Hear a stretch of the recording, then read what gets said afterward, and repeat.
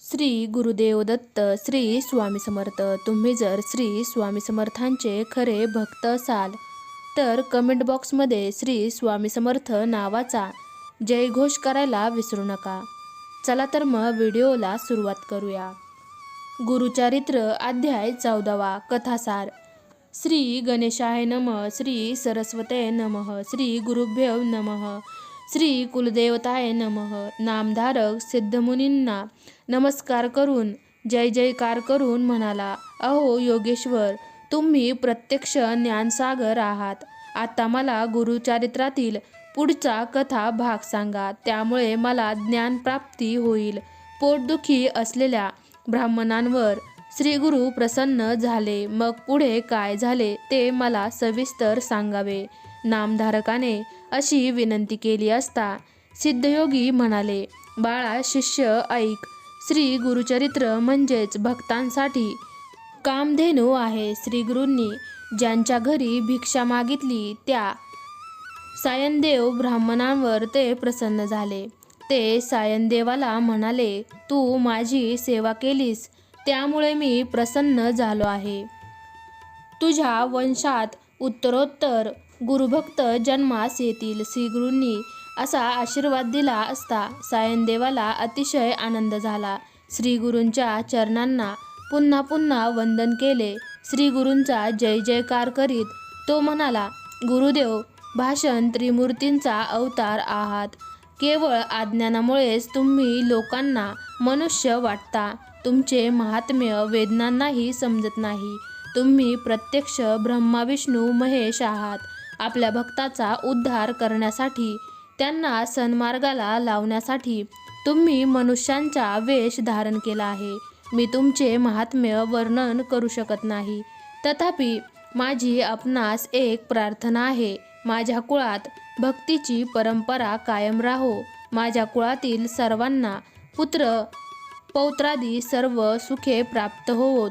शेवटी परलोकी त्यांना मतभेद लाभो, अशी प्रार्थना करून सायनदेव म्हणाला, गुरुदेव, मी सध्या एका मोठ्या संकटात आहे. मी ज्या यवनाकडे सेवाचारकरी करतो तो अत्यंत क्रूर दृष्ट बुद्धीचा आहे. तो दरवर्षी ब्राह्मणांना ठार मारतो. आज त्याने मला ठार मारण्याचे ठरविले आहे. त्यासाठीच त्याने मला बोलाविले आहे. आज मी त्याच्याकडे गेलो की तो नक्कीच माझे प्राण घेईल. गुरुदेव, आज मला तुमचे चरणदर्शन झाले आहे. मला त्या यवनाकडून मरण कसे येणार? सायनदेव असे म्हणाला असता श्रीगुरु त्यांच्या मस्तकावर वरदहस्त ठेवून म्हणाले, तू कसलीही काळजी करू नकोस. तू मनात भीती न बाळगता त्या यवनाकडे जा. तो तुझे काहीही वाईट करणार नाही. तो तुला अगदी प्रेमाने परत पाठवील. तू परत येईपर्यंत मी येथेच थांबणार आहे. तू परत आलास की मी येथून जाईन. तू माझा भक्त आहेस. तुला वंशपरंपरागत सर्व सुखे प्राप्त होतील. तुझ्या वंशावलीचा विस्तार होईल. तुझ्या घरी लक्ष्मी कायम राहील. तुझ्या कुळातील सर्वजण शतायुषी होतील. श्रीगुरूंनी असा वर दिला असता आनंदित झालेला सायनदेव त्या यवनाकडे गेला. सायनदेवाने त्या यवनाकडे पाहिले. तो काय, तो क्रूर यवन त्याला यमासारखा वाटला. सायनदेवाला पाहताच तो यवन क्रोधाने लालेलाल झाला. त्याला तो अग्नीसारखा भयंकर तेजस्वी भासू लागला. अत्यंत संतापलेला तो यवन घरात गेला. इकडे सायनदेव मनात श्रीगुरूंचे चिंतन करीत होता.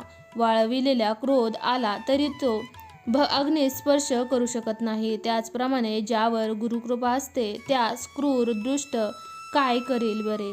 किंवा एखाद्या गरुडाच्या पिल्लास देखील स्पर्श कधीही ग्रासू शकत नाही. तशीच त्या ब्राह्मणावर गुरुकृपा होती. किंवा ज्याप्रमाणे एखाद्या सिंहावर ऐरावत कधीही हल्ला करीत नाही, त्याचप्रमाणे गुरुकृपा झालेल्यास कली कालाचे भय नसते. ज्याच्या हृदयात गुरुस्मरण चालू असते त्याला कसलीही भीती असत नाही. त्याला मृत्यूचीही भीती नसते.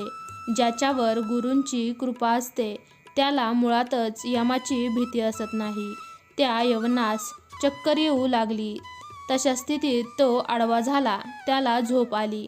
त्याला एक स्वप्न पडले. कोणीतरी एक तेजस्वी ब्राह्मण त्याच्या शरीरावर शस्त्रांचे घाव घालून त्याचे शरीर अवय तोडीत आहे. अत्यंत घाबरलेल्या त्या यवनाला जाग आली. तो धावतच घराबाहेर आला. हा काय चमत्कार आहे हे त्याला समजेना. तेथे भयभीत होऊन म्हणाला, आपल्याला इकडे कोणी बोलाविले? आपण कृपा करून परत जा. अशी विनंती करून त्या यवनाने सायनदेवाला वस्त्रालंकार देऊन निरोप दिला. सायनदेवाला आनंद झाला. त्याने सुटकेचा श्वास सोडला. त्याच्या जीवावर बेतलेले संकट नाहीसे झाले होते. त्या यवनाने सायनदेवाला परत जाण्याची विनंती केली असता आनंदित झालेला सायनदेव धावतच श्री गुरूंना म्हणजेच श्री नरसिंह सरस्वतींना भेटण्यासाठी गेला. नदी तीरावर श्री नरसिंह सरस्वती आपल्या शिष्यांच्या समवेत बसले होते. सायनदेवाने श्री गुरूंच्या चरणावर मस्तक ठेवले. त्याने श्री गुरूंचे स्तवन करून त्यांना सगळा वृत्तांत सांगितला. त्यावेळी आम्ही आता दक्षिणेकडे तीर्थयात्रेसाठी जात आहोत असे श्री गुरूंनी सांगितले. हे ऐकताच सायनदेव हात जोडून म्हणाला, गुरुदेव, मलाही तुमच्याबरोबर न्या. तुमच्याशिवाय मी एक क्षणही राहू शकत नाही. आपणच रक्षणकर्ते आहात. आपल्यामुळेच मला जीवदान मिळाले आहे. भागीरथाने आपल्या पूर्वजांच्या उद्धारासाठी गंगा आणली. त्याप्रमाणे तुम्ही मला भेटला आहात. आपण भक्तवत्सल आहात. मग माझा त्याग का करता? आता काही झाले तरी मी आपल्याबरोबर येणारच असे म्हणून सायनदेवाने श्री गुरूंच्या चरणांना मिठी मारली. सायनदेवाने अशी विनवणी केली असता प्रसन्न झालेले श्री गुरु नरसिंह सरस्वती त्याला समजावीत म्हणाले, सायनदेव, आम्ही दक्षिणेकडे तीर्थयात्रेसाठी जात असलो तरी 15 वर्षांनी पुन्हा तुला दर्शन देऊ. आम्ही तुझ्या गावाजवळच राहू. मग तू आपल्या पुत्र कलत्रासह मला भेटावयास ये. आता तू कसलीही चिंता करू नकोस. तुझी सर्व संकटे नाहीशी झाली आहेत असे आश्वासन देऊन श्री गुरूंनी सायनदेवाच्या मस्तकावर वरदहस्त ठेवला. मग ते आपली शिष्यांसह तीर्थयात्रा करीत वैद्यनाथ क्षेत्री आले. तेथे ते गुप्तपणे राहिले.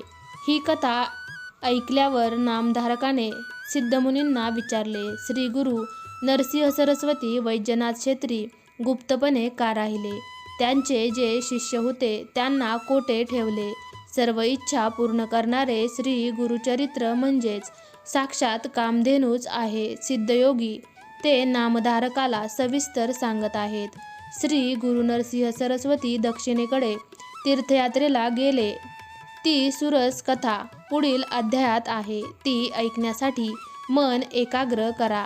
अशा रीतीने श्री गुरुचरित्रामृतातील क्रूर यवन शासन सायनदेव वरप्रदान नावाचा अध्याय 14वा समाप्त. श्री गुरुदेव दत्त.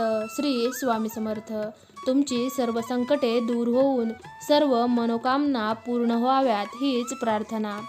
तुम्हाला आजचा हा व्हिडिओ आवडला असेल तर लाईक करा. हा व्हिडिओ तुमच्या मित्रमैत्रिणींसोबत तसेच नातेवाईकांसोबत जरूर शेअर करा. चला तर मग पुन्हा लवकरच भेटूयात अशाच एका नवीन व्हिडिओमध्ये. तोपर्यंत तुम्ही सर्वांनी आजचा हा व्हिडिओ पाहिल्याबद्दल तुमच्या सर्वांचे मनापासून धन्यवाद.